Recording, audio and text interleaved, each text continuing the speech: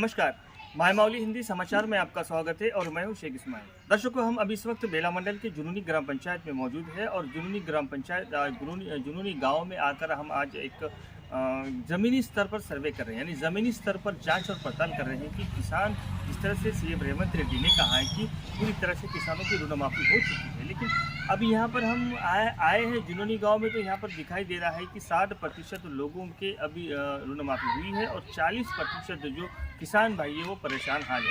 अब इन किसानों का कहना है कि हमारा जो जिस तरह से सरकार ने वादा किया था, हम कर्जबाजारी है और जो वादा किसानों के साथ में ये धोखाधड़ी हो रही है।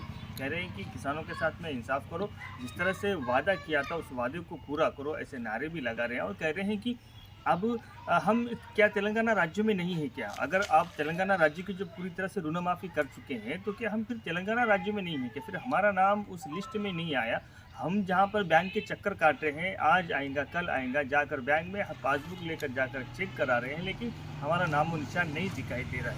जिस तरह से आप चुनाव के पहले वादा किया था किसानों के साथ में इंसाफ होगा, किसानों के सर का जो बोझ है वो हल्का किया जाएगा, लेकिन किसान का बोझ धीरे धीरे बढ़ते जा रहा है। और बैंक में जाते हैं तो हमारे जो 1,90,000 1,80,000 किसी के 2 लाख है, तो उसका जो ब्याज है वो बढ़ते जा रहा है। उस ब्याज के लिए हम दूसरे के पास से 10% ब्याज के थ्रू ले जाकर उसको ब्याज को बन रहे हैं, लेकिन सरकार का जो वादा था वो सरकार जो है वो अपना वादा पूरा करे।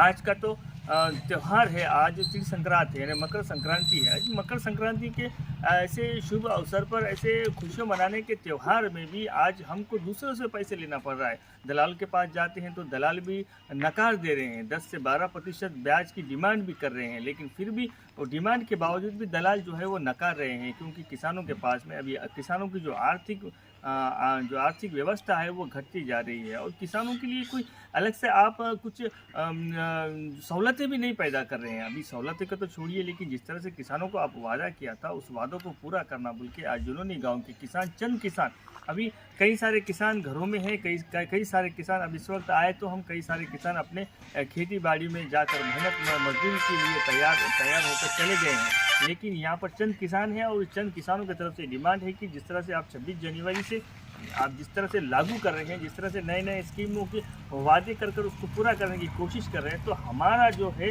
हमारा नाम क्या फिर उस सूची में है या नहीं है, ये बताइए, ऐसा इन लोगों का कहना है। धन्यवाद।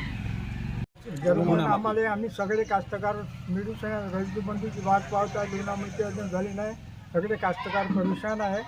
त्याबद्दल आम्ही सगळे कास्तकार मिळून सगळे तुम्हाला विनंती करत आहोत की लवकरात लवकर आम्हाला रजनी बंधू करण्याची ऋणमाफी करण्याची लवकरात लवकर हे आम्हाला हे मिळाले पाहिजे, याबद्दल सगळे कास्तकारांची विनंती आहे।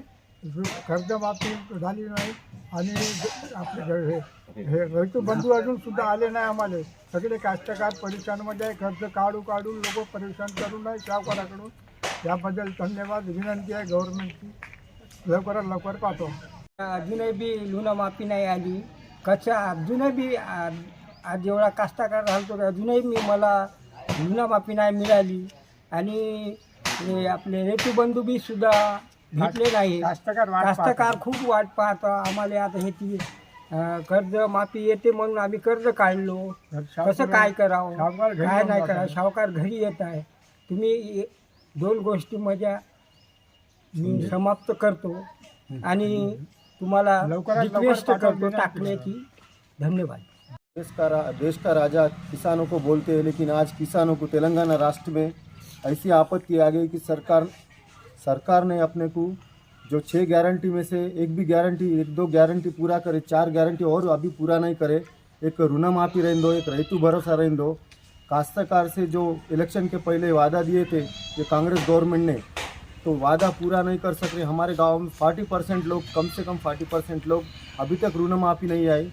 तो किसानों को जो वादा दिए इलेक्शन के पहले कुछ भी बोले तो नहीं होता। सीएम साहब काश्तकार का वादा पूरा करें तो कल के दिन आप कुर्सी पे बैठ सकते, नहीं तो परसों देखे ना तो 2023 में जो केसीआर साहब को ऐसे ही तेलंगाना के लोग नीचे गिरा दिए, कल के दिन आपको भी फ्यूचर में ऐसे गिरा देते बोल के जल्द से जल्द काश्तकार का ऋणमाफी और रैतु भरोसा रहने दो, महालक्ष्मी रहने दो, और ये कल्याण लक्ष्मी का भी वादा करे थे 1 तोला सोना और 1 लाख सरकार का जो पहले रहे तो भरोसा और ऋणमाफी करे तो कल के दिन तुम्हारा तेलंगाना में नेक्स्ट सीएम बोल के रहता बोल के हम गांव के तरफ से बोल रहे, नहीं तो कल के दिन केसीआर साहब की वैसी गति हो जाती, कल खेत में जाना पड़ता हमारे वैसे, फिर काश्तकार का जो दुख कैसा रहता वो मालूम होता बोल के हम डिमांड कर रहे हैं आपसे जल्द से जल्द काश्तकार का ऋण माफी डालो। संक्रांति आई, तुम तो 15 अगस्त से बोल रहे ये नेक्स्ट महीने में ये डाल तो वो डाल तो बोल के बोल रहे, अभी तक कुछ भी नहीं काश्तकार का भला हुआ। आज काश्तकार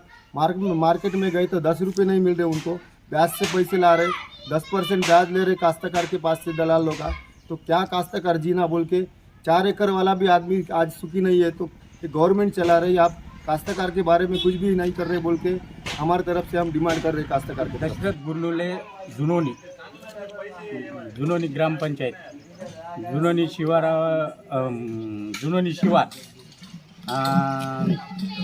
रैतू बंधू सरकारनं वादा केला होता, रैतू बंधू टाकतो म्हणून अजून काही आम्हाला आले नाही। त्यावर आम्ही कर्ज काढले दलालापासून कुठूनही, तरी आम्हाला अजून काही आले नाही।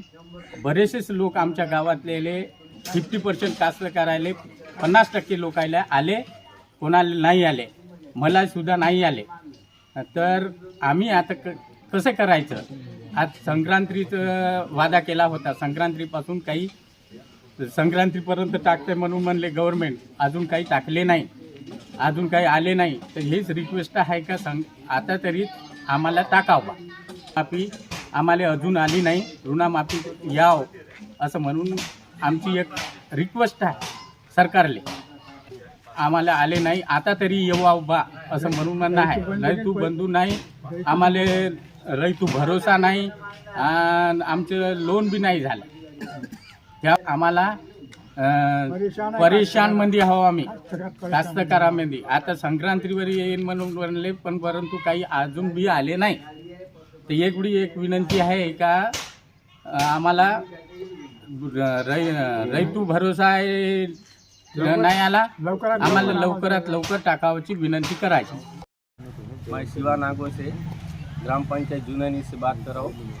आज देखा जाए तो हमारे किसानों का कर्जा माफ़ नहीं हुआ।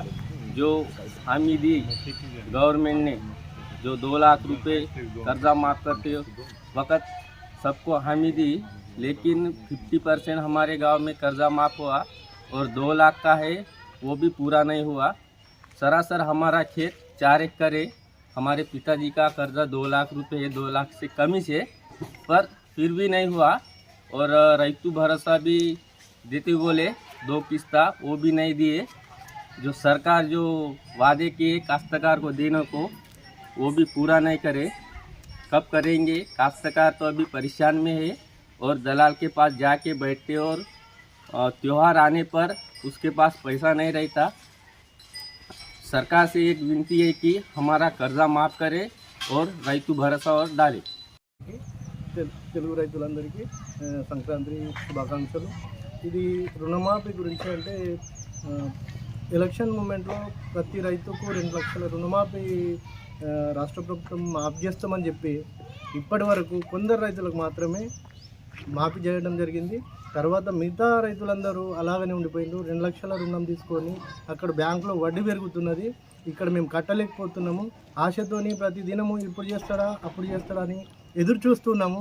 ఇప్పటి వరకు మాత్రం ఎటువంటి రుణమాఫీ 2 లక్షలు ఉన్నవారికి కాలేదు। మన ప్రభుత్వము ఏమని చెప్తుంది, 2 లక్షల రుణమాఫీ మొత్తం చేసేసినామని న్యూస్లో చెప్పేస్తున్న సీదా, కానీ ఇక్కడ చూస్తే మరి మాకెందుకు కాలేదు, మేమెక్కడ పొరపాటు మాకెక్కడ జరిగిందని మేము అనుకుంటున్నాము। మాకు ఈ రుణమాఫీ 2 లక్షలు మాత్రం ఖచ్చితంగా మాఫీ చేయాలని ఆశతో ఎదురు చూస్తున్నారు రైతులు।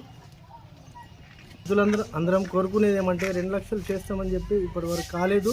మా రైతులకు ఆ 2 లక్షల రూపాయల రుణమాఫీ అనేది అతి తొందరలో చేయాలని రైతుల తరపున మేము రిక్వెస్ట్ చేస్తున్నాం గవర్నమెంట్కు అని। అదేవిధంగా రైతు భరోసా, రైతు బంధు అనే పథకం ఉండే, అప్పుడు ఉన్న ప్రభుత్వంలో ప్రతి 6 నెలలకోసారి రైతు బంధు కంటిన్యూగా వస్తుండే, అప్పుడు రైతులకు ఎటువంటి ఇబ్బంది లేకుండే।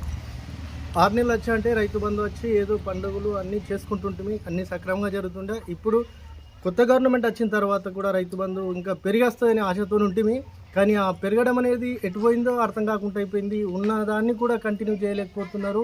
ఇటువంటి ఇప్పుడు పండగలప్పుడు కూడా మాకు బాగా ఇబ్బందిగా అయిపోతుంది. రైతులందరూ సఫర్ అవుతున్నారు. రైతులకు ఎటువంటి ఆర్థిక చేయూత మాత్రం అందడం లేదు. మేము దాని గురించి బాధపడుతున్నాము. దయచేసి ఈ ప్రభుత్వం మనని రైతులందరినీ ఆదుకోవాలని కోరుకుంటున్నాం.